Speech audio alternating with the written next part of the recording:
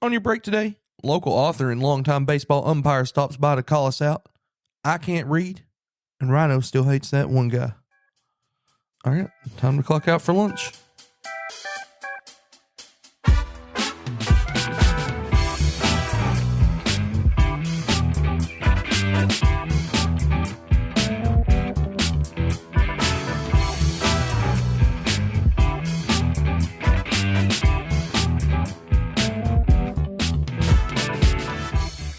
Welcome into Paid Lunch, and thanks for spending your break with us. I'm Heavy D. With me, as always, is Andy P. and a man living on the edge, Rhino.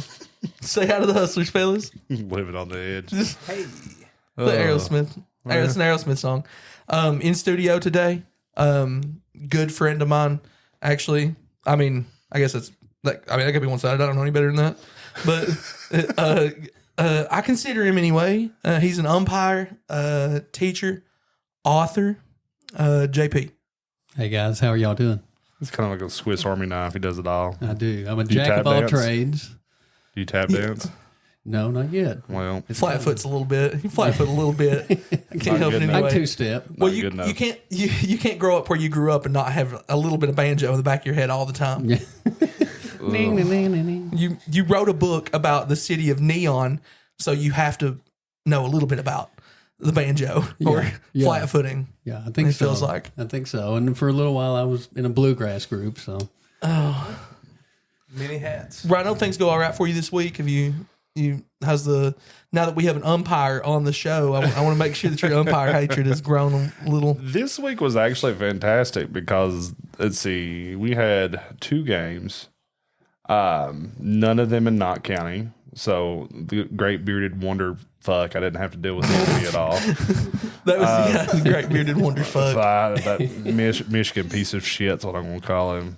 You're already getting the mad Wolver again. fuck. But God, I hate that guy. He called in, by the way, to the show. And talked to Did him. he? I hope he sent an email. That would be fantastic. If you get his number, we'll call him. I don't want to talk to him. JP can probably get his number. You find out who it is.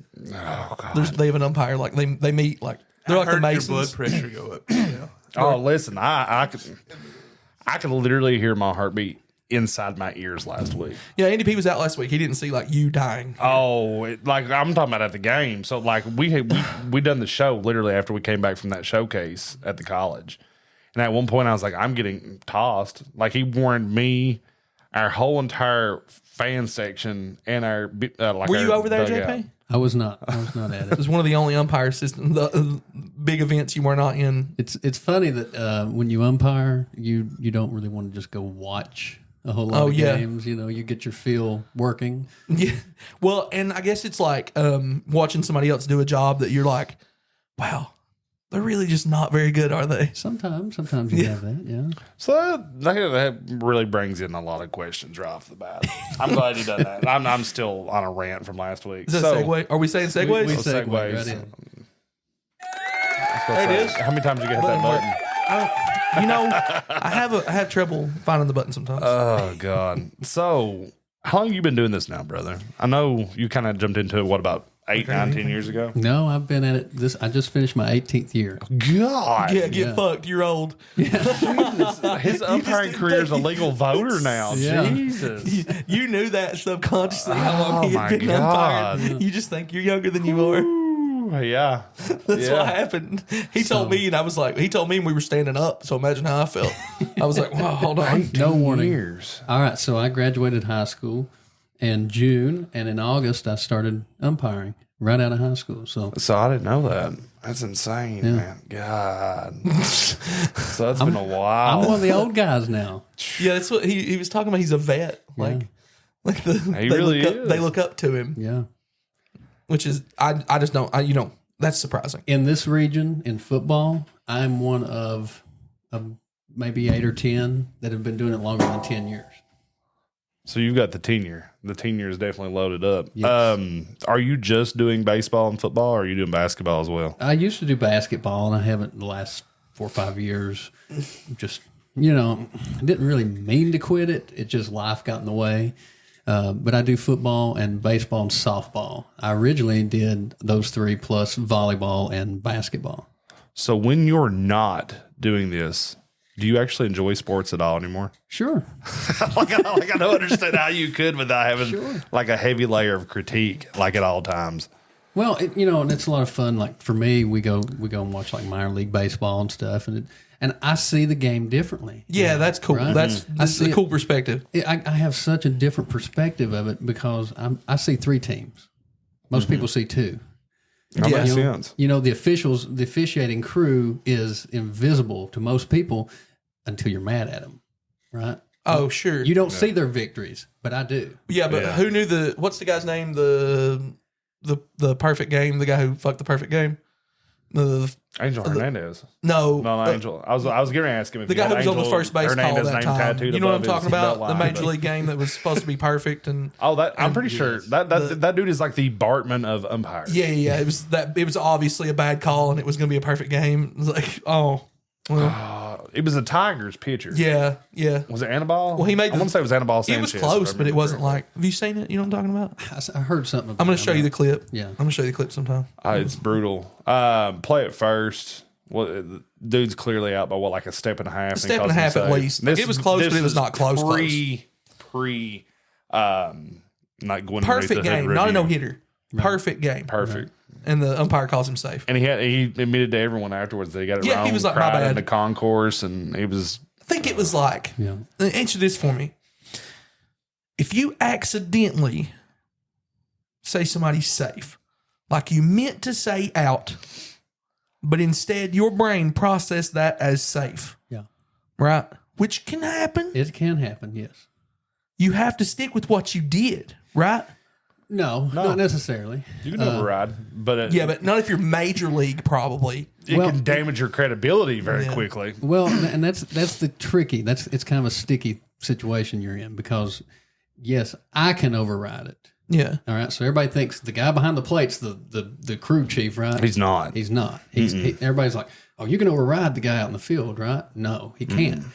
Now, I can go and ask for help. I can say, did you see his foot? What do you think? Yeah. Or whatever. I can get help and ask for that. And then I'm the one that makes the decision. Okay, I didn't see that part. You can phone a friend. Right.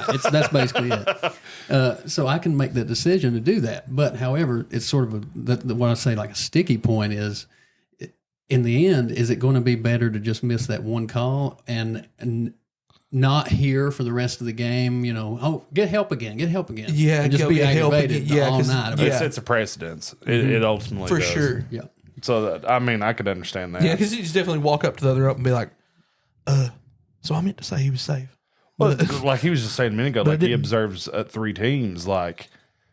And it's hard, at this lower level. Like I know, like when you go to a bigger tournament structure, like region, state, and stuff like that, you have the full 4-man. Sometimes I'm assuming 6-man crew.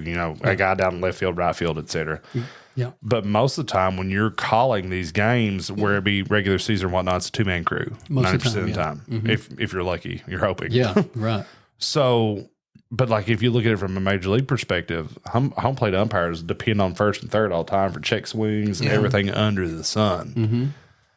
That's why one of the biggest things that I struggle with from a youth perspective, and that's where I'm heavily invested, coach youth ball.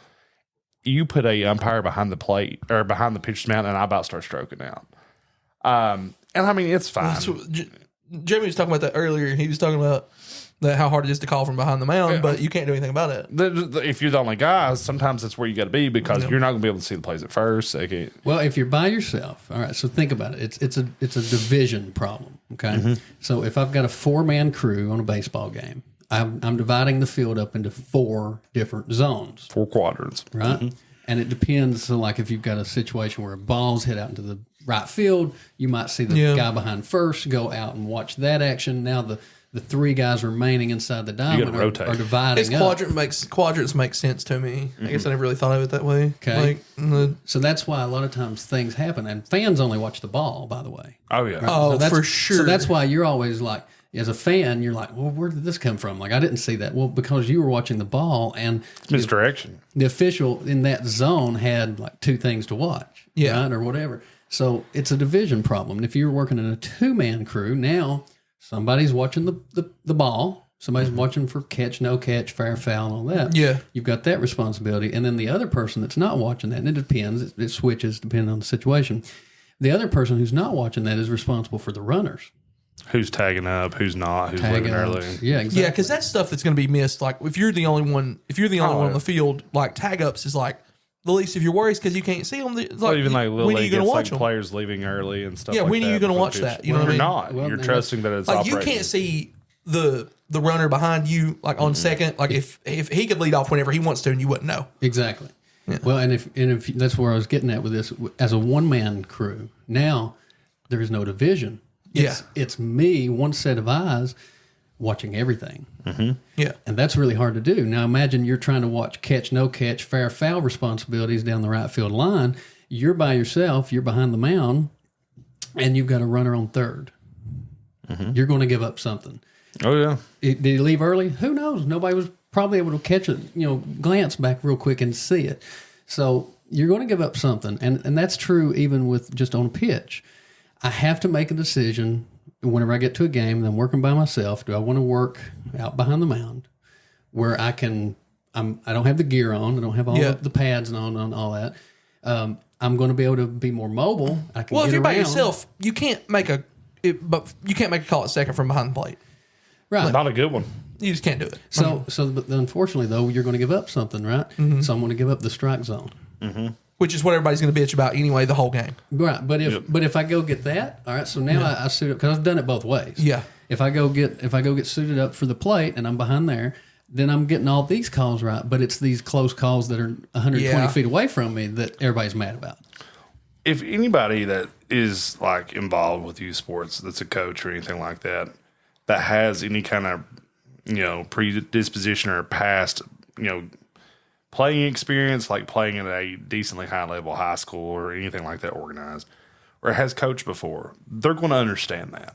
Like me personally, like my rage from last week comes from, you could tell this person's not very adept to understanding the game fully. Like it's abysmal. It's awful. Yeah, they just don't know baseball. But like we had a game the other night where one of your colleagues showed up, and we were not expecting that. We were not expecting a middle school, high school umpire to show up for Little League. Mm-hmm. And God love his heart, we all played for the man. It was JJ. So JJ shows up. Now I'm telling you, I've never seen a Little League game run like that. This was a 12-9 game, and it was over in 55 minutes. It was an express lane. He's like, all right, I want 3 extra balls over here. So if a foul ball goes out, coach, you're throwing it into him right here. There's going to be a brush right here behind home plate. Catcher, if I say, hey, you sweep off the plate. Coaches, I'm going to need help down the foul lines. It's one thing I can't cover. I'm going to be behind the mound. If you guys need anything, let me know. All right, ready, break. I was like, God. Yeah, he didn't screw around. Game's over. Strike zone, huge. Strike zones wasn't massive, but like some of the parents started getting chirpy. But here's the thing. Coaching, I understand, though. Behind the mound, you're going to have a high strike zone. Mm-hmm. It's just going to happen because see the bottom of the strike zone. Well, you can't fully see where the ball's coming over the plate. You're really depending on where the catcher receives the ball a lot of the time. Am I right or wrong on that? You are. I mean, it's harder to see, and that's why you've got the guy. That's why there's a probably $1 billion industry to sell protective gear for guys to get behind the plate. And work right there behind the catcher, looking over the catcher's shoulders, because that's the best. It's the best vantage point. For how many years? Have you umpired? Yes. I mean, you're on the field long enough. You have to. Have you, NDP? Have you ever umpired? No. I'm completely removed from this conversation. Well, yeah, but you played ball. Oh yeah, I understand. Yeah. I didn't know if you would ever sometimes if you're just hanging out at the field. I know when I was a kid, like Clay done it too. Like you're hanging out at the field. Sometimes you end up umpiring a minor league game, and it's like, just remember just being out there. Even as an adult, it's like that's a lot of pressure on you. It's like, It is. And that's kind of one of the next things I was going to ask you about is what's worse, really? Like dealing, like when he's talking about from a pressure perspective, what's worse, dealing with coaches or dealing with parents? Well, me personally, it's always parents. Fuck parents, though. It's always the parents. It really depends on the situation because... most of the time the coach is a parent. Yeah. It's the worst. Mm-hmm. Yeah. It depends on the situation. Most of the time, it's sort of... You're so much nicer to umpires tonight. Well, he's on. You He's should here have with had the it here umpire last strikes week. back. No, well, I said this was it last week. I was like, I wish JP was here. I wish we scheduled him here also, so we could go off on it. And you, motherfucker, what are you doing in that blue? All right, so think about it. You know, like I almost think sometimes it's kind of a like wrestling or something. It's everybody has sort of an act. There's an expectation on every role, and it's sort of interesting, right? Not so much with the players, but everybody else that's involved, right? Yeah. So the coaches, the officials, everybody's supposed to have this, and there's this like old school mentality of, you know, our coach is our hero. He takes up for us. And those, you know, those officials, they're bad guys. They're the devil. And they're from the other town, and they want them to. We all know they want their team to win. They've got their picks, and it ain't us. Man, to be fair, if everybody who played against Neon Middle School knew how many ties you have to Neon Middle School, they would probably talk more trash about the situation. I broke so it. it's okay. We expect somebody to screw with the mic booms and make that noise. But no, Andrew dropped his phone and made that noise. Oh no. Andrew had his phone knocked off the table and it made that noise. I don't know who did that. Some of us are children. That's me. I would be that child. Said children. It's like you're saying, like multiple different people have different personas and things like that. Like you said, you know, sometimes it is the coach's job to be the hero. Right. I've seen people get thrown out of games just because their team's playing like shit. It's like, my team's playing bad. They need something to kickstart them. I'm just going to go rip this up on shreds right now. I've seen it happen. So Winston kind of touched on this, and you don't think about it until you've done either a coaching or an officiating job. But Winston kind of, you know, touched on, like, you know, you're having a bad year, and you don't think about, like, maybe the coach is in the hot seat. Mm-hmm. Right. Maybe the coach's team isn't playing very well. I know, I'm a fan too. Yeah. That's a hard pill to swallow, right? Yeah. When the teams I like ain't playing very well, that hurts. Yeah. We're emotionally invested. But here's the thing. As a coach, you have two options, right? You can let the ship go down, and then everybody's going to go, well, you can't coach. Right. See, Calipari. Think about Calipari right now. He's in that sort of situation. But better turn around, Cal. the other option is I can make somebody else the bad guy. Shout out, Cal. So now, so now you go and say something to the official to get thrown out. Oh, we were coming back, but that mean official threw out our coach, our hero, mentality. Right? It's that scapegoat. Mm-hmm. Yeah. So there's a lot of that kind of stuff. Now, on the other side of it, the umpire is the unanimous villain on a baseball field, because it's like that in every sport. Yeah. No, it definitely is. I mean, I think baseball feels like it's more. The umpire gets more hate just because, like, it is known to chirp at the umpire. Like, you're supposed to chirp at the umpire. You know what I mean? Well, it's literally part of the sport. It's like embedded in the national pastime of it. Like, it is what it is. It's kind of like he said earlier, though. He sees three teams. You know, both teams are playing against the officials. You know, the common. Well, and interestingly though, we don't win as officials. As all right, so here's what I was going to say a second ago too. I just finished year 18, right? Going into year 19. I've worked with a lot of # old as fuck. That's enough. He's like, I'm offended. I was actually talking about Ryan. If you're old, he has to be old. Oh yeah. But somebody asked me the other day, and this was my answer. I have never heard an official say, "I'm for this team." Oh, sure. I'm from such and such city. I'm pulling for that school. You know, there's never been a conversation like that. And I've worked with really good officials. I've worked with some that wasn't so good. You know, yeah, but if young and old, everything. And I've never once before a game, if we got there and it's like, oh, we got to make sure that this team wins, or we got to pull for them, or I don't like this place, you know, whatever. You know who'd say that? The guy fucking cheating officials. That's the kind of shit from Knott County. That's the kind of shit they'd say. They'd say, we don't do that. So, But now on the other side, I was talking about, you know, getting the official to be a scapegoat kind of a situation. Like, right, everybody's not going to think about what a bad team I've got right now. Yeah. Well, the other side of that is sometimes there's this expectation you've got to go out and say something to the official to take up for them boys, right? You got to take up for them, that team, all right? Or the parents are going to be mad. So sometimes they'll come out and their arms are up in the air and they're did it again. It's okay. Well, he's flailing with his arms. He's being very I'm demonstrative showing right now. So everybody give the man a fucking break. I mentioned him being a teacher. He can't help but move his arms about. Literally, move his arms about as he he's speaks. speaking to my soul with his hand motions right now, so he's fine. So Yeah, you do that shit a lot. I know I do. That's why yours is there and not coming 100%. across you. That's why I lean on my arms the whole entire time and literally write on a piece of can't paper do because it. I would be doing jumping jacks over here. I need this set up actually. Yeah. But all right, so sometimes right, you got called out, and now all the parents are mad, and the coach has got to go out and say something, right? Well, the coach will go out, and it looks like Very demonstrative. they're saying something, but I've had them come out and be like, "Hey, I'm going to get a hot dog after the game." Yeah. You know, Wasn't a I think I'm terrible going to call, get chili on it. Chili kind of messed my stomach up last week. I don't know. Maybe, Yeah. maybe I better not. And that's the you know conversation. what's going on though, so you're Exactly. playing back with it. So Exactly. Yeah, so like you said, that's why it's like wrestling. Exactly. Like It's everybody's an playing act. that role. and then- Sometimes. No, not all the time. No, all the time, I know, but yeah, no, I get that. he just broke kayfabe. But like, it's about it. Umpire kayfabe. You can't break that, man. No. Have you ever thought about going up the next level? And like I know right now, predominantly you're in high school. Like what does JP have to do to become Angel Hernandez umpiring a Major League Baseball game? Well, if you want to be a professional umpire for baseball, there's two schools of umpire professional baseball umpires. They're both in Florida, and This boy knows. He's looked into it. well, actually, I worked with a guy this week that went to one. He got offered a job. Now, this is not easy to do. All right. Yeah. So now I know the whole side of this, right? I see all perspectives, right? Everybody's like, people like Angel Hernandez or whoever you want to say is the bad guy in Major Come on, League. bro. You know that dude's stupid.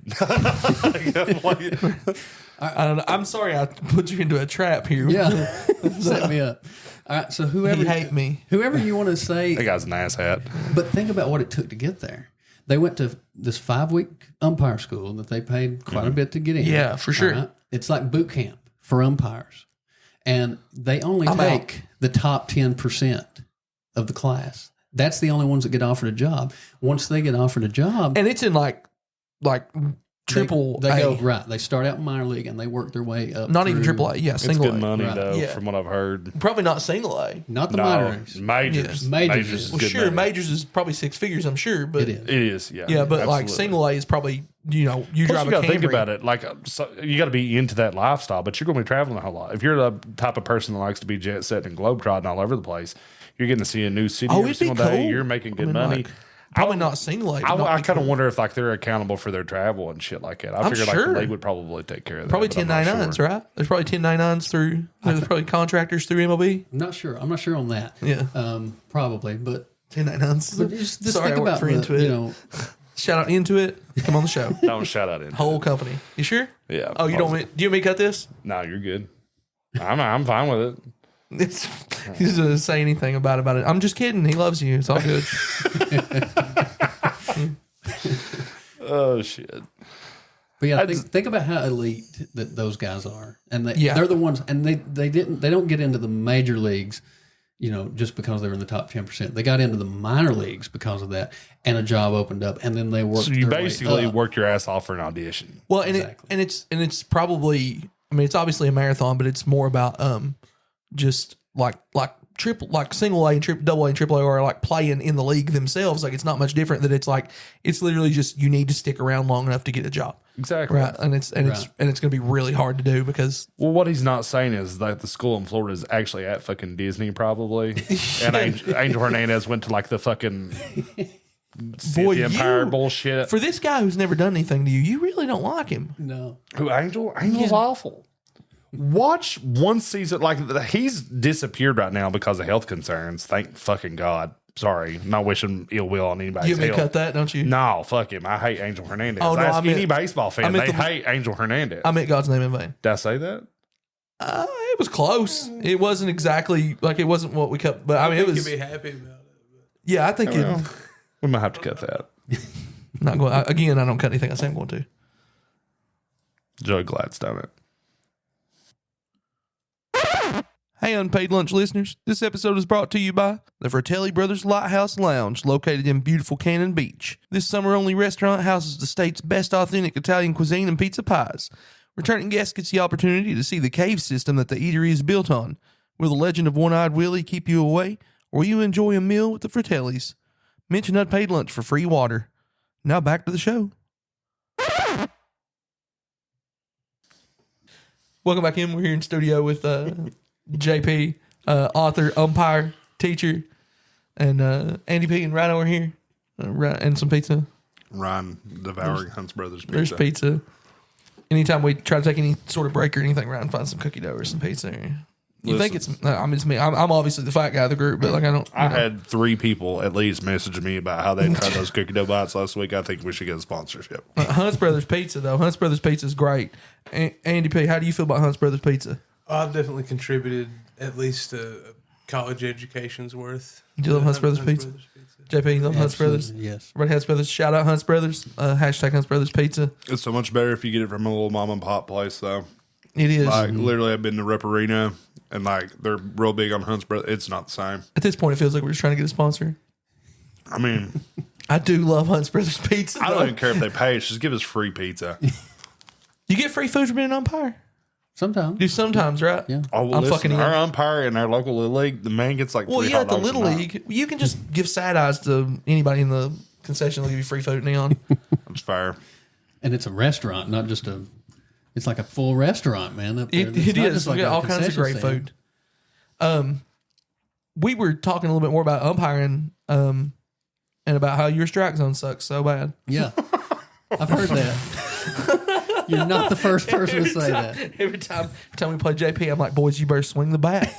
You better swing the bat because Get your pogo sticks it's out. 8:30 and he's getting tired. Yes. All right, that's strike Zone's zone. getting Way, big. way before 8:30. Way before 8:30. It's like it's gonna be. It's tight for a little while. Listen, if you're a parent, though, you got to understand that. Like any parent that's so like me, the reason I get so fucking tirade, like mad, is because we're teaching kids, right? And it's volunteer and stuff like that. But once you get to the high school level, if these umpires are literally like volunteering their time, which I know you're not, you're getting paid. But like they're there for JV. This is dragging on way too long. Usually got people in that can't find the strike zone to save their damn life. That zone's going to widen. Oh, Or you're going to be there until 11 o'clock at night. So one of the things that I've learned being an umpire forever is that there is a philosophy behind everything we do. Okay, you do not want a. I don't know. There's no philosophy behind anything that I do. I'm the complete opposite of that. That is the philosophy behind everything that you do. Anti-philosophy. That my philosophy is anti-philosophy. ADP with a science Whoa. right there. Whoa.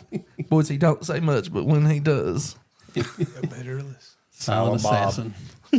No, yeah, Silent Bob. Seriously, every time Silent Bob opens his mouth, it's like, God, It's the monkey. the I'll get wisdom, the trench coat. I'm not afraid. the wisdom. So think about the strike zone. All right, it's spelled out in the rule book. By the way, most people don't even know what a rule book looks like, and they try to educate me on what the rules are. We talked about the fact that I can't read. So. But in the rule book, it's spelled out.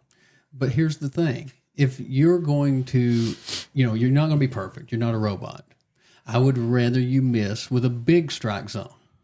Might be robot soon. I would rather some of those balls that are barely touching the black on the plate be called a strike. Yeah. Well, yeah. Okay? Now, here's the philosophy. And it's not just about the time. That's part of it. But the other part of it is it makes for a better game, if you think about it. Nobody wants to go watch a pitcher's battle. Yeah, I agree. Nobody enjoys a I'm with pitcher's you. battle. I think strike zone. Now, you've got a big strike zone. The batters come up to the plate. They think, oh, I'm probably not going to get walked. I you're probably gonna got have to be swing the bat. aggressive. Yes. Yeah. I probably got to swing the bat. And so now you've got plays. You've got an interesting game. It's better for the players. It's better for the fans. I agree. It's better for everybody. So that's the whole philosophy. And I tell before, whenever I'm having a plate meeting, I tell the coaches every time, I'm a pitcher's umpire. Yeah. I'm not intentionally trying to go against the book, but if I'm gonna miss one, Well, you have tendencies, right? I mean, like they show professional umpires tendencies all the time. Like they have the tendency to call it strike zone in a certain area or a certain way, and you have to. That's just Right. how tall you are, or like where you see. Right, and and they chart it, and it would be interesting if we did it, at my level. But they chart it, and at the end of the game, you can actually go look and see based on the computer system, the strikes and balls and all that. They actually give them a grade, and you know what? Track. Almost always, it's in the 90s. Oh yeah. Oh yeah. Over 9 times out of 10, they're correct. That's not acceptable. I seen a thing one time. I seen a thing one time that was like, umpires are much more successful than you think they are. Is it just because you think their strike zone is bad? Actually, it's on point, and they're like it's like they talks about how many calls they miss. You know who has shown games over the last 10 years that have not been 90%? Angel Hernandez. Jesus Christ, this is obsessed. He's like the Darth Vader of umpiring. I promise you. Not in a good way. There's some parts of Vader that's lovable, not Angel Hernandez. There's parts of Vader that are lovable? Yeah. Are you sure? The dude redeems himself at the end of the story. Come on. Oh, I mean, that's number one. Unless Hernandez jumps off a fucking bridge, he's sacrifices himself for his kid on a baseball field. I don't see that. Jesus. I'm just saying. I don't feel like that you comparing Angel Hernandez to Darth Vader, but worse. Yeah. So he's the Emperor. Yeah. What the fuck are we talking about? That happens sometimes. You know what happens is because we start talking about umpires and we got this nice little punny name, and inadvertently we've got Well, I mean, it works because he, it does feel like I brought him here to fight you. About the umpire situation. Let's go. Yeah.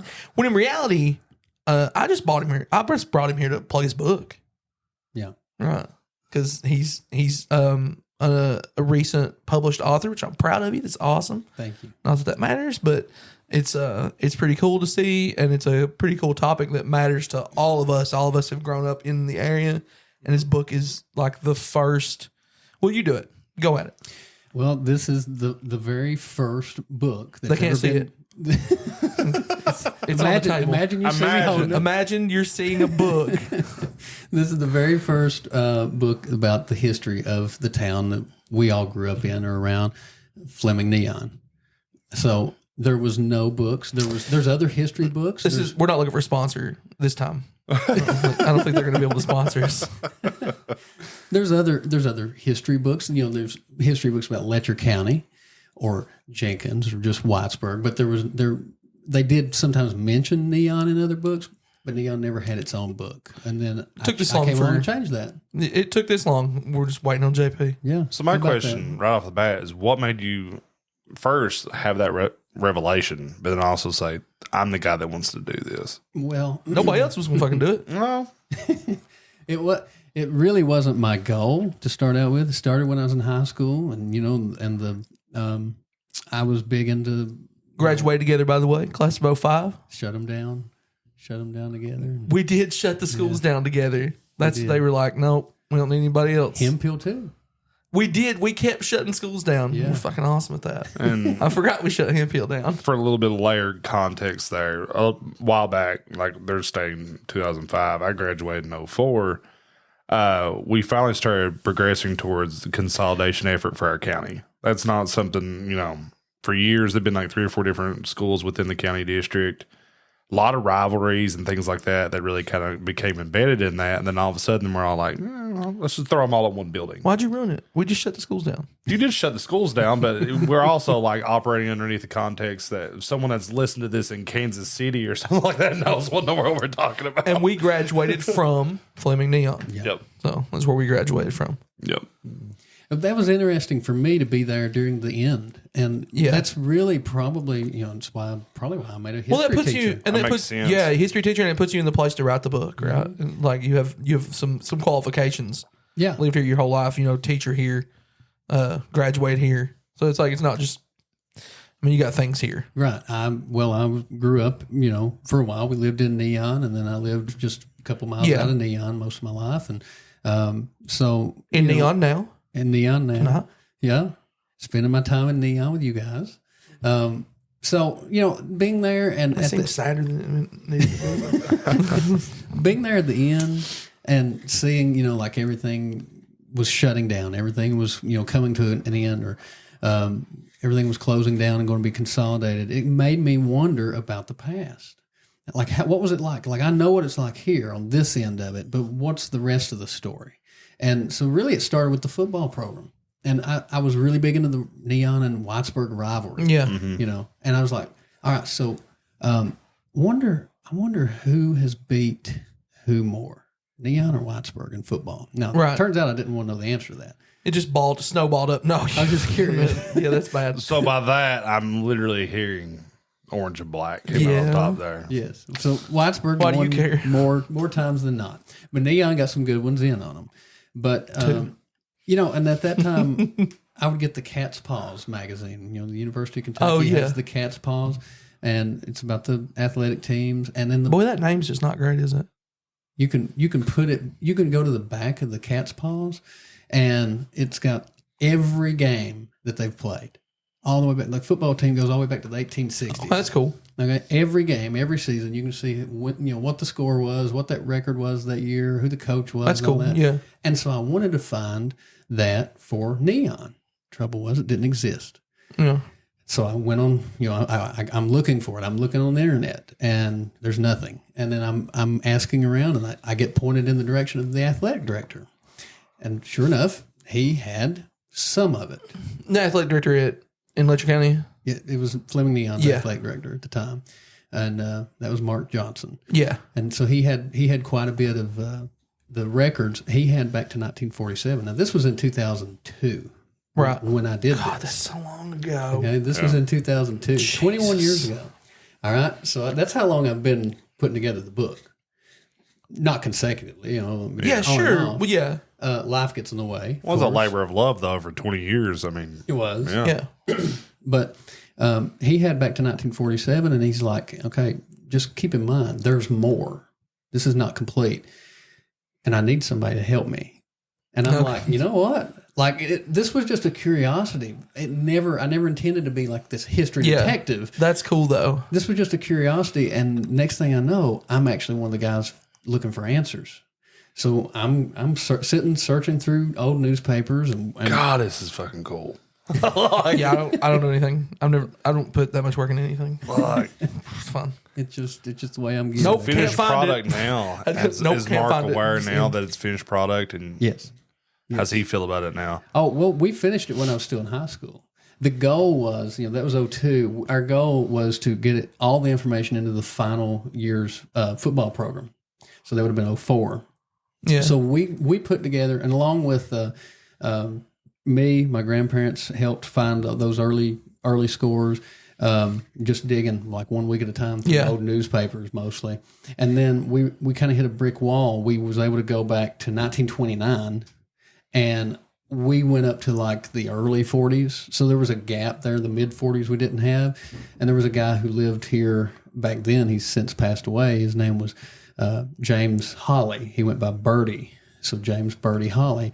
I know the name. He had a lot of those ones we were missing. So it was like this combination of 3 different groups. Funny. It was a good read. It was Birdie Holly. It was not there. Yeah. Can't win them all. Yeah. Right.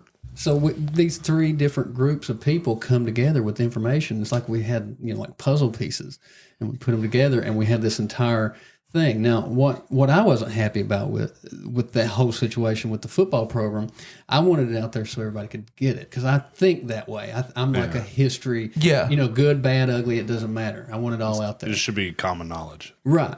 If someone spontaneously combusted on the field. If somebody is curious like I was, they should be able to go find it. So that was the way I was thinking. And somewhere along the line, that didn't happen with the football program. They decided to just take the 10 best years. They highlighted the 10 best years that Fleming Neon had. Oh, that was okay, but it didn't sit well with me. So I went and made a website. Does anybody in here remember friend pages? Mm-hmm. Well, awkwardly. Most of the time these days, Told something about yourself. Most people don't remember. There's a story behind that I will not divulge here. It's another time. And I made one for the history of the Pirates football team, and I touched on like some of the other sports a little bit. But I put all that information on there, and that existed for several years, probably 5, 6, 7 years. So the book, like the accumulation of doing the football thing, ended up just being like you found out more about Neon's history, and it was like, turns out nobody talks about this shit. Yes. Well, the big thing about it, like, and I've not had a chance to read the book yet. Now I'm incredibly interested. Definitely, like I've seen like you post that you got to fruition and be able to complete everything. But one of the biggest things is like the coal boom and everything, and how it articulates back. And he talks about like in the I've read I'm skimmed through. I can't really read, so I've skimmed through it. Jesus Christ, doll hairs. And I've skimmed through it, and it's like it's cool because it's the beginning of the coal boom and everything, and like goes through everything. A lot of cool names in it. And I know you had a lot of help with it that you've worked on. I mean, through the years, so it's really cool. The whole thing's cool.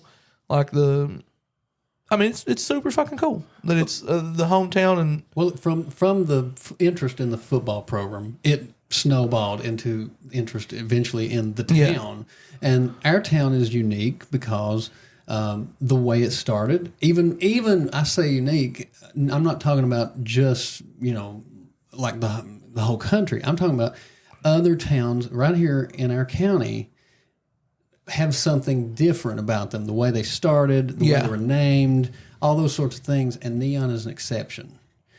And there's a lot of mystery there, right? The more, especially because it was like the place to be. So it's like it's funny that we don't really have the stories. Mm-hmm. It's like you go outside right now and this place is destroyed. I know in previous episodes we talked about the flood, and it was before that too. Before the flood, yeah. But it's like I have a grandfather that was born in '32, and he talks about this place like it was Las Vegas, like Vegas Strip, like. My dad does too. Swimming pools, movie theaters, like it goes through. Like he talks about all this stuff. Many bars. Yeah, bars everywhere. Like pretty much it was like saloons, pretty much the way he would explain it. And the book touches on that, right? I'm dying to read this because I live about 10 minutes from here in a town called McRoberts, which was another like book talks a little bit about that too. Prevailing coal boom town. And the house that we bought, we didn't know at the time, but back in 1912. Was the nursing station for the whole entire coal populace. That's cool. So that whole entire strip that I live on, you guys are pretty much familiar. That was literally like downtown. That's cool. Mac Roberts. A gas station and everything. Right I'm pretty sure there was even like a freaking movie theater and stuff like that there. Rink right up the road it was crazy. That's why it's built that way, right? With the middle, like the. Absolutely. That's like concrete pad. Yeah, that's what cool. it is. And then like, I love how we just talk about like this stuff's phenomenal. If you're not from Letcher County. Like, sometimes I feel like we should apologize to you. Well, if you're not from the mountains, like, if you're not from the mountains, you just don't understand. Like, you just truly don't understand. So, as an author, how long's your book been out? About 6 weeks. It's been about 6 weeks right now. It's doing really well. Awesome. New York bestseller, really well. #1. It will be. Yeah. I mean, I'm in there for it. Yeah, it will be. For the size town too. Yeah. And this is something that I went to a couple of different publishing companies originally, and they weren't all that interested because they would Google, population of Neon and like 700-800. Well, they're saying juice ain't worth the squeeze. That's essentially what they're saying. Yeah. That was. But I explained them. I said, you don't understand. This was a popular place in the day. Yeah, anybody from Letcher County ever? No, so working in call centers, we've like came across like I talk to people all the time who've like, oh yeah, you just come to Neon all the time. Went through there a lot, did deliveries, and it's because there's routes that you go through Neon to get anywhere, and I mean before they bypassed everything, you had to go through Neon to get anywhere when you were doing delivery. Mm-hmm. So. Well, and you had back in the early days, you had families that lived here for a while, and then when the coal jobs sort of disappeared, absolutely, they moved back to where they came from. So there's lots of people from Ohio or Pennsylvania or different places all across the country that have ties. Maybe they grew up, maybe they're in their 60s, 70s, 80s now, but they grew up here. Your book gets lumped in now with the regional, like the books from Letcher County. There's a couple I've read from Letcher County. They're pretty cool, like just about Letcher County that are cool. And now yours gets lumped in with those, and that's kind of nice that it's going to be,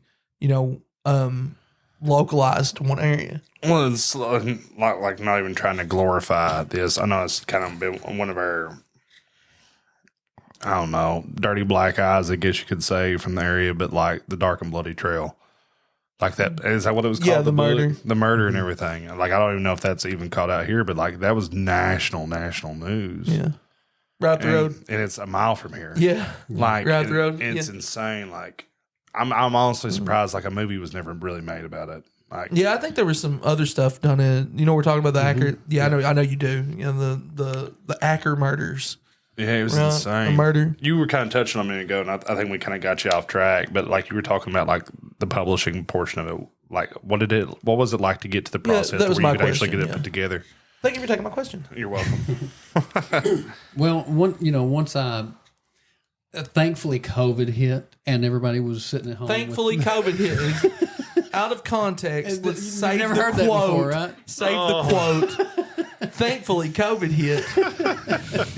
You can cut that, right? No, that's that one's fucking staying. No, that one's staying. Yeah, sure, I'll cut it. Well, I had it on websites. I don't know why that just felt appropriate. Ryan queued up the applause. I had a lot of this information on websites, and We'll give Andrew control of the websites applause. don't always last forever. No. And so, like friend pages you can't find anymore. That was one example of one that no longer exists. And I made up my mind several years back. Maybe Yeah, the internet doesn't forget except for stuff from 1999. It forgets that shit. Right? Doesn't your MySpace does not exist? No. I have no idea. Yeah. So I made up my mind 10, 15 years back. One day I'll put this in a book. You're not gonna do away with book. So I'm gonna write a book, but I didn't have the time Says to do the it. Nazis. There are exceptions. Or Florida. Oh, is there Sorry. Is there a difference? Oh, yeah, same thing. But for the most part, you're probably not going to get rid of a book as easy as you will a website. So I'm gonna write a book. Well, I never had time, and then when COVID hit and everybody was basically working from home, I had a lot of time. You have on a my lot of time. hands. Yeah. So I was able to put it all together and type it up and all that. I talked to different publishing companies, and like I said, they looked at the numbers, and for them, writing a book about one town, and that town currently has a small population, probably not going. You figure up in sales, you're not going to sell everybody. You're never going to have 100%.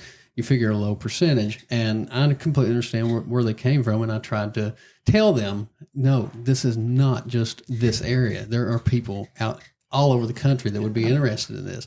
So you had to pitch to them. I did try to pitch it to them, and two of them turned me down. So then I went the self-publishing route with Amazon, and it's been fantastic. There's no Okay, cool. Amazon has this on here that it's a print to order. So when somebody gets on there and orders it, that's when they print the book. That's cool. I did not know that. It's not a huge money maker. So we'll have the link in the episode. You check out the book. I can imagine like he was just saying this was not made for the intents and purposes of saying I'm going to get rich off this. This is like I said before. This is a labor of love, and you can tell like it's phenomenal. Also, I guess that has to be told since like I know him well enough to know that's not what it's about. But it doesn't hurt if you purchase the book. It definitely supports. He has so many more plans to do more stuff about it. I know, and hopefully it'll venture out. Well, here's the thing, and I call this book a good start. Yeah, okay, for sure. And it's it's sort of thin, and I sort of explain it too, like it's a picture with puzzle pieces, and I've found a few of the puzzle pieces.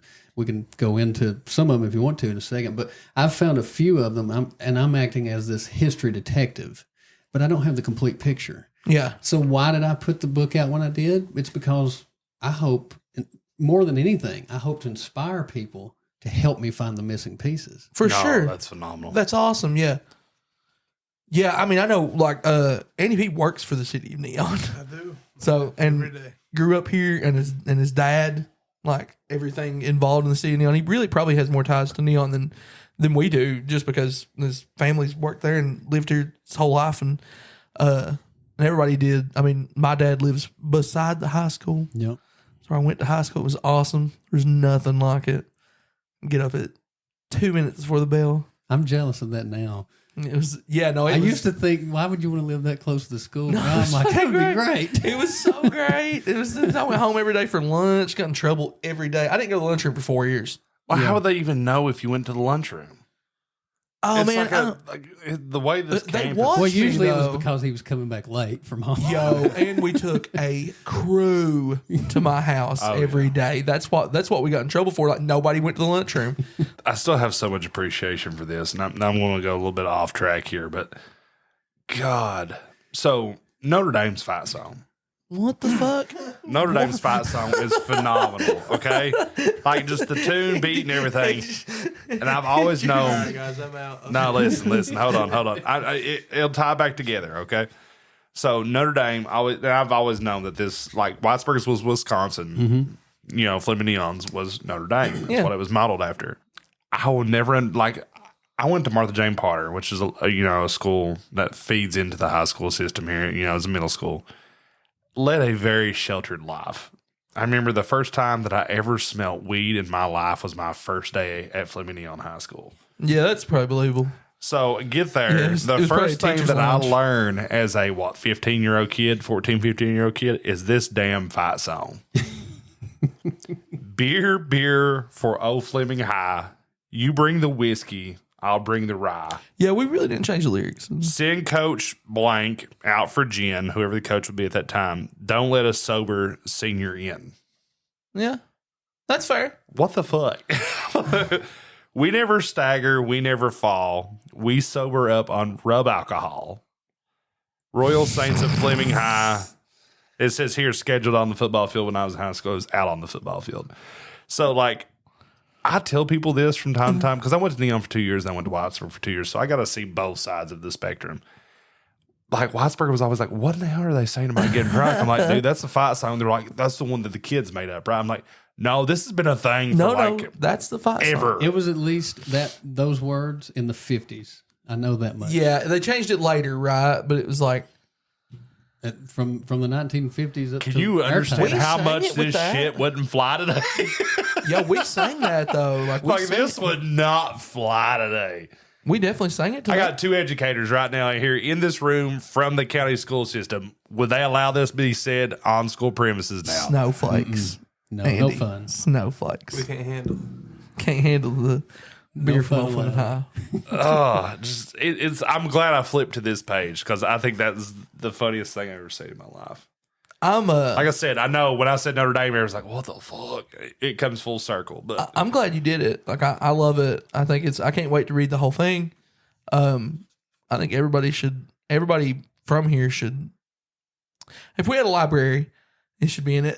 Yeah. We Hopefully don't. I mean, we have a shell of one, I guess. That people keep breaking into. damn flood. Apparently, Vince Vaughn coached here. Yeah. Like there's a Vincent Vaughn here, and the only thing I'm thinking of is Wedding Crashers. Oh, Owen Wilson had to be there too. Wow. Ryan's skimming through a book for the first time in his life. Yeah, that's freaking great. So yeah, I'm so glad you came on. I'm super happy to have you. I'm super happy to have a perspective of an umpire to come back and defend umpires. Fuck umpires. No, I'm just kidding. I get to chirp at you extra hard next time. And everybody out there love an umpire. Link to Jeremy's book will be in there. You can get it on Amazon, right? Yes. And what's the title of the book? The title of the book is The History of Fleming Neon. If you can't remember that, probably can't read the book. It's just simple. Yeah, and you can look it up on Amazon. I did today, super easy to find. You can get an excerpt of it there. There's an ebook, right? There is. You can get the ebook or you can get the hard print. And the nice thing about the ebook is so there's almost 100 sources that are cited in here. Yeah. And that was something I was going to tell too on this. The way I did it, the book is based on primary sources. So in history, when we study history, this is stuff I teach kids. Yeah. Right? There are two different types of sources, and basically a primary source is like an eyewitness account of something that happened. Sure. All right. So if you ask, was the author there? It doesn't mean that if the answer is no, it doesn't mean it's a bad source, but it tells you that this is probably some evidence that you should give a lot of weight to because this is an eyewitness account of that particular event. Oh yeah. So mostly this book is filled with primary sources, newspaper articles. And it's cool because like what we talked about before the show, and is that it's got kind of conflicting things in it. Why people think the town was named Neon, and then other reasons why people think that. So it's kind of cool that it's got that it's got conflict in it that you're trying to figure out. That it's like kind of leave it to be. Here's what we think it is. What do you think it's going to be? That was my attitude.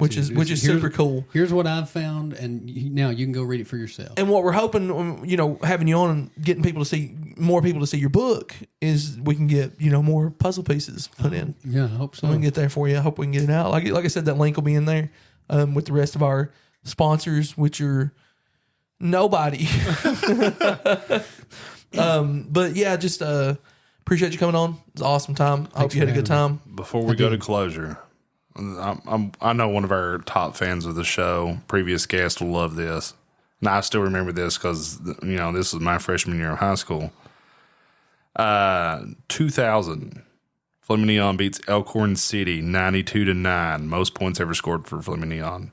Michael Toe Adams scored 12 extra points out of 12 total attempts. This set the school record for extra points in a single game, as well as state and national record for extra points. Yo, I know about that because he talks about that shit. Guys, I watched a freaking clip on ESPN that year. Yeah, boy. That showed him kicking those freaking extra points. He's the goat, Shout out Toe. Shout out Toe. Everybody loves the Toe. We'll have him back on soon.